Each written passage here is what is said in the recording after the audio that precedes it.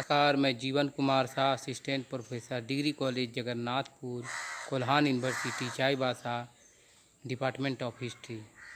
आज मैं सेमेस्टर 5 के स्टूडेंट के लिए एक ऐसे टॉपिक्स को लेकर आया हूं जो झारखंड से संबंधित है और उसके सब्जेक्ट और सिलेबस में भी है।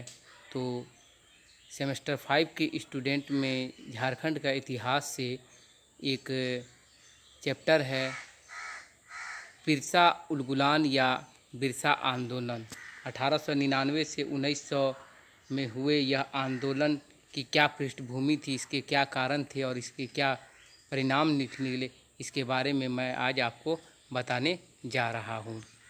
तो ध्यान देकर सुनिएगा कि यह बहुत ही महत्वपूर्ण प्रश्न है और इसके लिए मैं आप लोगों को यह पहले बताना चाहता हूँ कि इससे परीक्षा में क्या प्रश्न पूछे जा सकते हैं और ये परीक्षा में आ सकते हैं कि बिरसा उलगुलान के बारे में आप क्या जानते हैं, विस्तार पूर्वक लिखे, या बिरसा आंदोलन कैसे हुआ, इसका प्रसार कैसे हुआ एवं इसके परिणामों की चर्चा करें। ये इत्यादि प्रश्न आपको परीक्षा में पूछे जा सकते हैं। तो इन सब प्रश्नों के तौर पर मैं उत्तर के तौर पर आपको ये बता दूं कि बिरसा आंदोलन जो था यह 19वीं सदी का आदिवासी आंदोलन, खासकर मुंडाओं का यह जो आंदोलन था सबसे संगठित और व्यापक आंदोलन था, जो वर्तमान झारखंड राज्य के रांची जिले के दक्षिणी भाग में 1899 से 1900 के बीच में हुआ था।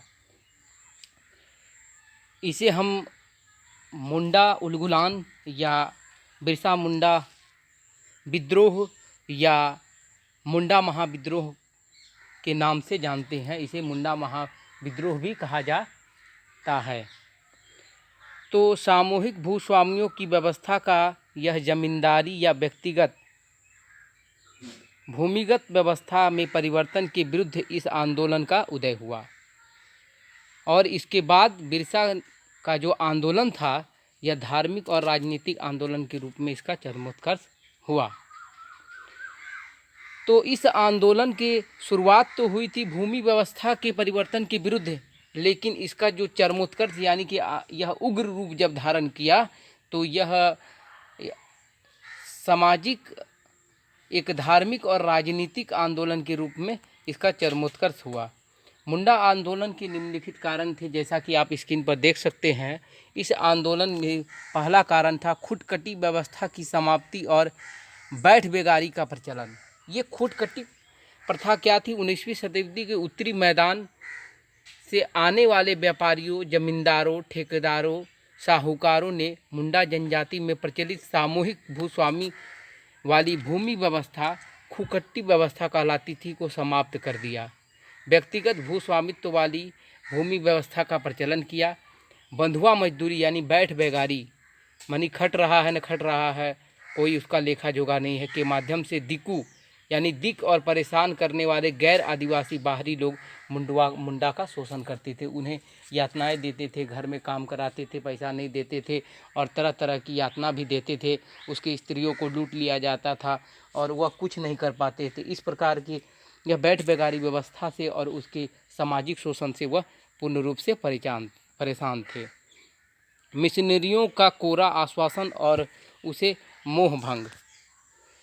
विभिन्न मिशनरियों जैसे लुथेरियन, एंगेलिकन और कैथोलिक ने मुंडाओं की भूमि संबंधी समस्याओं का समाधान कर लालच देकर उन्हें अपने धर्म, ईसाई धर्म में दीक्षित करना आरंभ कर दिया, किंतु वे भूमि की मूल समस्या का कोई समाधान न कर पाए कि भूमि में हमारी जो कृषि व्यवस्था है इसकी यह समस्या का समाधान कैसे होगा, इसके बारे में वह नहीं बोल पाए और ना उसके बारे में बताने का प्रयास किए। वो पूर्ण रूपेण इस व्यवस्था से पीड़ित रहे और मिशनरियों ने इस पर कोई चिंता व्यक्त नहीं की, ज़बरदस्ती उसे लालच देकर धर्म परिवर्तन कराते रहे और इससे वे परेशान होते रहे कि हमारी जो कृषि चली जाएगी, हमारा जो ज़मीन चला जाएगा, उसके लिए कोई उपाय बताइए। तो मिशनरी संस्थाओं ने उसे लोभ देकर कि बोला कि हम आपको इसका उपाय बताएंगे लेकिन उपाय तो नहीं बताया, बल्कि उसे लालच देकर और उसे धर्म परिवर्तन कराने की चेष्टा भी की और कराया भी, ऐसा कहा जाता है और ऐसा देखा भी गया है, प्रमाण भी है।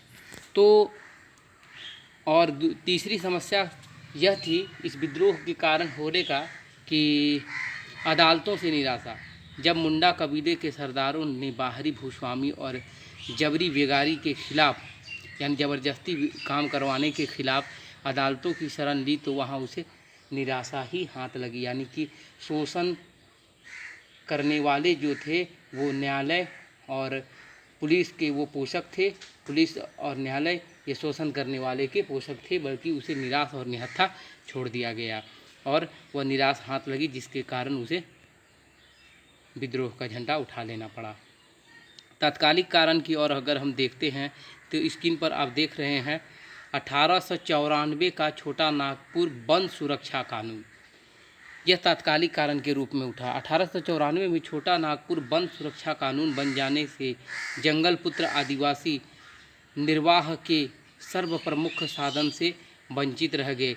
उन्हें भूखों मरने की नौबत आ गई। भूख से बिलखते मुंडाओं ने आंदोलन के सिवा कोई रास्ता नहीं बचा। यानी कि वन में कोई लकड़ियाँ काट कर नहीं ले जा सकता है, या सरकारी लकड़ी घोषित कर दी गई, पत्ते नहीं चुनने दिया जाने लगा। ये सारी समस्याएं उसके लिए घातक सिद्ध हुई और उसे भूखे मरने के लिए, कंदमूल कोड़ने के लिए मना कर दिया गया, जंगल में घुसने के लिए मना कर दिया गया, तो जंगल के इलाकों को सील कर दिया गया इत्यादि। ये सब जबरन लकड़ियाँ काट कर ले जाने लगा, रेलवे के काम में ले जाने लगा। तो ये सब बातें जो थी वह तत्कालिक कारण के रूप में छोटा नागपुर वन सुरक्षा कानून के विरुद्ध में उन्होंने विद्रोह करना आरंभ किया।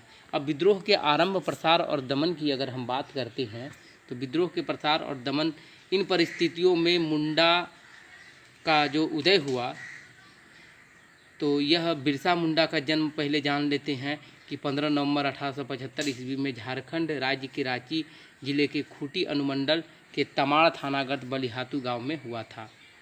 वह एक बटाईदार सुगना मुंडा के पुत्र थे। बाद में उसके माता पिता चालकंद गांव में जाकर बस गए। चालकंद आगे चलकर बिरसा मुंडा के अनुयायियों का तीर्थस्थल बना। बिरसा मुंडा ने ईसाई धर्म प्रचारकों से कुछ शिक्षा ग्रहण की तथा उसके बाद उस पर वैष्णव संप्रदाय का प्रभाव पड़ा। 1893 से 94 में बिरसा ने वन विभाग द्वारा ग्राम की बंजर जमीनों को अधिकृत करने के विरुद्ध आंदोलन में भाग लिया, परंतु इस आंदोलन में वह मुंडा जनजाति को संगठित नहीं कर पाया। अगस्त 1895 में उसने एक नए धर्म सिंगबोंगा धर्म का प्रतिपादन कर धार्मिक स्तर पर लोगों को संगठित करना आरंभ कर दिया। यानी कि लोगों को बोला कि एक सिंबोंगा हम लोग का धर्म है, इसे लोगों को संगठित करना। उसके अनेक देवी देवताओं बोंगाओं को छोड़कर एक देवता सिंबोंगा की आराधना करने के संदेश दिया। यानी कि मुंडाओं में अनेक देवी देवता थे, उसको छोड़कर एक ही देवता सिंबोंगा की पूजा करने के लिए कहा गया। दूसरे शब्दों में एकेश्वरवाद, एक ही ईश्वर का समर्थक वह बन गए। सिंबोंगा धर्म में दीक्षित होने वाले लोग आत्मशुद्धि हेतु उच्चतर नैतिक गुण विकसित करने के लिए कुछ सिद्धांत प्रस्तुत किए गए। साथ ही उससे अपने आप को सिंबोंगा का दूत, यानी कि समतुल्य पैगंबर, यानी कि ईश्वर का भेजा गया कोई दूत घोषित किया बिरसा मुंडा ने, और यह प्रचारित किया कि सिंबोंगा ने उन्हें किसी को निरोग करने का चमत्कारी शक्ति प्रदान की है, जिससे उसके अनुयायियों को अमेध बना देगा, शत्रु की बंदूक और गोलियों को पानी बना देगा। कुमार सुरेश सिंह ने इस विषय पर अपनी टिप्पणी की है कि बिरसा का एक मुक्तिदाता के रूप में आविर्भाव कोई अनायास घटना नहीं थी। तात्कालिक परिस्थितियों एवं विभिन्न धर्मों के संपर्क ने ही उसे बिरसा को भगवान बनने में सहायता पहुंचाई। ये सुरेश सिंह ने अपनी टिप्पणी में कहा था। हजारों आदिवासियों उसे देखने और सुनने आने लगे। उसने अनेक अनुयायियों को तीर और तलवार चलाने की भी व्यवस्था की। अपने एक अनुयायी गया मुंडा को प्रशिक्षण का कार्य सौंपा और उसे सेनाध्यक्ष बनाया। यानी कि उसने एक सेना की छोटी टुकड़ी भी बनाई। बिरसा ने शीघ्र ही 6000 समर्पित मुंडाओं का एक दल तैयार कर दिया। यानी कि भारी मात्राओं में मुंडाओं का एक दल तैयार कर और उसके नेता बिरसा बन गया। धार्मिक आंदोलन जल्द ही खेतिहर मजदूरों के राजनीतिक आंदोलन में बदल गया। जो खेतिहर मजदूर थे, जो अपना खेती करके जीविकोपार्जन थे, यह धार्मिक आंदोलन बन गया। बिरसा ने प्रचार किया कि जो मुंडे के साथ न देगा उसका नाश हो जाएगा। उसने ऐसा ऐलान दिया। अबुआ राज एटे जाना, महारानी राज टुंडे, अर्थात इसका अर्थ यही हुआ मुंडा भाषा में, अर्थात इसका अर्थ यही हुआ कि मुंडा राज शुरू हो गया और महारानी विक्टोरिया का राज समाप्त हो गया है। उसे मुंडाओं को लगान न देने का आदेश भी दिया। बिरसा मुंडा ने मुंडाओं को अंग्रेज के विरुद्ध लगान न देने के लिए आदेश भी दिए। अब बिरसा मुंडा के आंदोलन के क्या उद्देश्य थे, इसकी अगर हम चर्चा करते तो स्क्रीन पर आप देख रहे हैं कि धार्मिक उद्देश्य सभी बाहरी तथा विदेशी तत्वों को बाहर निकालना, विशेषकर मुंडाओं की जमीन हथियाने वाले जमींदारों को उसके क्षेत्र से भगाना और मुंडाओं का हाथ में वापस इसे लाना। राजनीतिक उद्देश्य की अगर हम बात करते हैं, अंग्रेजी की राजनीतिक प्रभुत्व को संवार कर स्वतंत्र मुंडा राज्य की स्थापना उसका उद्देश्य था। अब धार्मिक उद्देश्य की अगर हम बात करते हैं तो ईसाई धर्म का विरोध करना तथा ईसाई बन गए संतुष्ट मुंडाओं को अपने धर्म में वापस लाना ही उसका उद्देश्य था। बिरसा एक ऐसे आदर्श और न्यायपूर्ण समाज कलयुग के स्थान पर सजूद स्थापित करने की जो कल्पना की थी, वह यूरोपीय भारत और भारतीय शोषकों से मुक्त करना चाहते थे। यानी कि 1895 ईस्वी के अंत में बिरसा को ब्रिटिश सरकार के विरुद्ध षड्यंत्र रचने के आरोप में 2 साल के लिए जेल भेज दिया गया। यहीं बिरसा मुंडा की गिरफ्तारी 2 साल के लिए हो गई। महारानी विक्टोरिया के शासन की डायमंड जुबली यानी कि डायमंड जुबली के उपलक्ष्य में, यानी कि हीरक जयंती के उपलक्ष्य में 30 नवंबर 1897 ईस्वी में बिरसा को हजारीबाग जेल से रिहा कर दिया गया। रिहा होने के बाद उसके नेतृत्व को मुंडा जनजाति में राजनीतिक और सामाजिक स्वीकृति मिल चुकी थी, इसलिए उसे और भी अधिक उत्साह के साथ अपनी गतिविधियां तेज कर दी। बिरसा गांव-गांव घूमकर मुंडाओं का हथियार बंद करने कहा। खूंटी बिरसा के सैनिक गतिविधियों का मुख्य केंद्र था। रांची के बगल में एक खूंटी है जो उसका बिरसा का मुंडा का एक प्रमुख केंद्र था। 1899 ईस्वी में क्रिसमस की पूर्व संध्या में अर्थात 24 दिसंबर पर बिरसा मुंडा ने मुंडा जनजाति का शासन स्थापित करने के लिए विद्रोह का ऐलान किया। उसने इसके लिए ठेकेदारों, जमींदारों, राजाओं, हकीमों और ईसाइयों को कत्ल करने का भी आह्वान कर दिया, यानी कि उसे मार कर नाश कर देना ही उसका लक्ष्य हुआ, ऐसा उसने घोषणा किया। उसके घोषणे की दिक्कतों से अब हमारी लड़ाई होगी और उसके खून से ज़मीन इस तरह लाल होगी जैसे लाल झंडा। उसके अनुयायियों ने अपने पारंपरिक तीर कमानों के आक्रमण गतिविधियों का आरंभ कर दी और गिरजाघरों में आग लगाना आरंभ कर दिया। इस आंदोलन में महिलाओं ने महत्वपूर्ण भूमिका निभाई। देश के समाचार पत्रों ने, जिसमें सुरेंद्र नाथ बरनजी का कलकत्ता से प्रकाशित पत्र बंगाली प्रमुख था। बिरसापंथियों का समर्थन में समाचार पत्र प्रकाशित किए गए।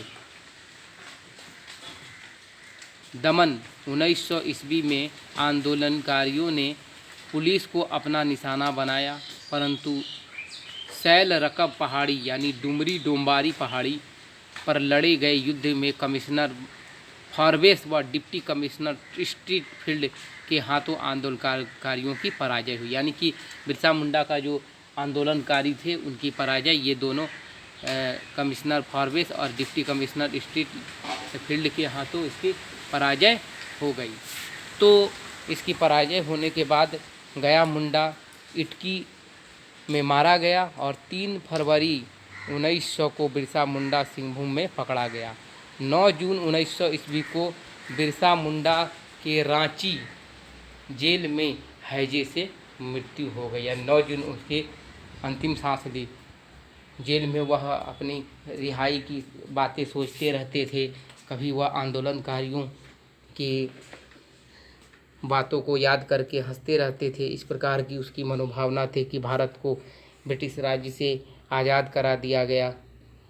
लगभग 350 मुंडा आंदोलनकारियों पर मुकदमे चलाए गए, जिसमें से 3 को फांसी की सज़ा और 44 को आजन्म कारावास की सज़ा सुनाई गई तथा 47 को कड़ी सज़ा दी गई। सज़ा पाने वाले मनकी यानी गया मुंडा की पत्नी का भी नाम उल्लेखनीय है, जिसे 2 साल की कड़ी सज़ा सुनाई दी गई थी।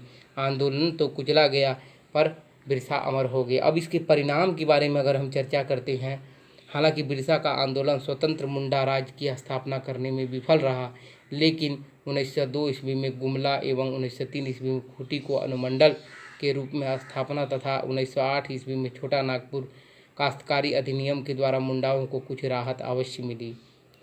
वर्ष 1908 में पारित छोटा नागपुर काश्तकारी अधिनियम के द्वारा खुटकट्टी यानी कि सामूहिक काश्तकारी अधिकारों को पुनर्व्यवस्थित कर दिया गया, पुनर्स्थापित कर दिया गया।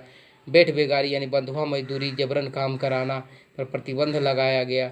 लगान की दरें कम कर दी गई। फादर हॉफमैन ने 1908 के छोटा नागपुर काश्तकारी अधिनियम को मानवीय मूल्यों की पुनर्स्थापना के लिए किया गया बहुत ही अस्तुत्य प्रयास बताया। ये फादर हॉफमैन थे, इन्होंने ऐसा कहा। यद्यपि यह कहना है कि बिरसा मुंडा एक राष्ट्रवादी था अतिशयोक्तिपूर्ण नहीं होगा, यानी कि यह बहुत ज़्यादा हम नहीं बोलेंगे कि बिरसा मुंडा एक राष्ट्रवादी या थोड़ा सा शब्द होगा, परंतु इस आंदोलन को आदिम व साम्राज्य विरोधी कहने से इनकार नहीं किया जा सकता है। मुंडा समाज आज भी उन्हें बिरसा भगवान, धरती आबा यानी कि धरती के पिता, विश्व पिता के अवतार यानी कि ईश्वर के अवतार आदि के रूप में याद करते हैं और उनके चालकंद को तीर्थ स्थल का दर्जा देते हैं। मुंडा समाज के बीच बिरसा का नाम से एक पंथ बिरसैत पंथ चल निकला। बिरसा की पवित्र स्मृति मुंडाओं के हृदय में बनी हुई है। बिरसा की वीरता व बलिदान की गाथा अनेक लोक कथाओं और लोकगीतों में अमर बनी चुकी है। वह आज भी आदिवासियों के नए युग की प्रेरणा पुंज है। बिरसा आंदोलन से मुंडा राज का स्वप्न भले ही पूरा नहीं हो सका, लेकिन विद्रोह की आग अंदर ही अंदर सुलगती रही। यही विद्रोही आग पृथक झारखंड राज्य की प्रेरणा का स्रोत बन गया और बिरसा मुंडा की याद पर उनके याद पर झारखंड का हम स्थापना दिवस भी मनाते हैं। तो आज आपने जाना कि बिरसा मुंडा ने किस प्रकार ये कार्य किया और कहाँ तक ये सफल हुए। बिरसा मुंडा ने किस प्रकार अंग्रेज़ों के विरुद्ध और अंग्रेज़ों के पोषक साहूकार महाजनों के विरुद्ध उन्होंने लड़ा और आंदोलन किया। तो आज के लिए इतना ही।